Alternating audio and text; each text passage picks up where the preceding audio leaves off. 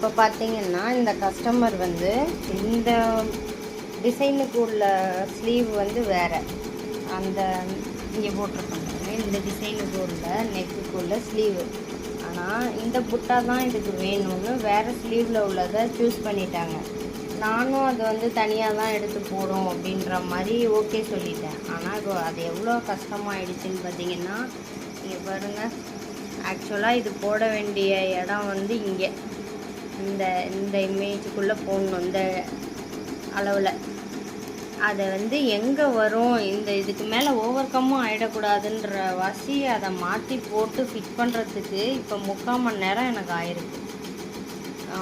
அதனால் நான் என்ன சொல்கிறேன்னா, கஸ்டமர் வந்து இப்போ இந்த ஸ்லீவ் டிசைன்னா இதோடு சேர்த்து அது ஒன்றா ஓகே, வேறு ஸ்லீவில் உள்ளதை மாற்றி அதுலேயும் இந்த புட்டா போடக்கூடாதான், அது ரேட்டு 50 ரூபா கூட போகுதான், அது போடக்கூடாதுன்ட்டாங்க. ஸோ வந்து இது மட்டும் போடுற வாசி இப்போ வந்து இந்த மாதிரி கஷ்டமாயிடுச்சு எனக்கு. 3/4 மணி நேரமாக ஃபிட் பண்ணி, இப்போ இது எப்படின்னா இதில் கட்டானாலோ டிசைன் மாறிட்டாலோ ரொம்ப கஷ்டம். திருப்பி அதே இடத்துக்கு கொண்டு போகிறது. நார்மலாகவே அந்த டிசைன் கிட்ட போட்டுட்டு ஒரு டிசைன் நம்ம தெரியாமல் இந்த போர்டை நவுத்திட்டோம். இல்லை ஒரு வாட்டி என்ன ஆகிடுச்சு, இப்படி வந்து சாஞ்சி நின்று என் பையன் பார்த்துக்கிட்டு இருந்தான், அப்படி நவுந்துட்டு.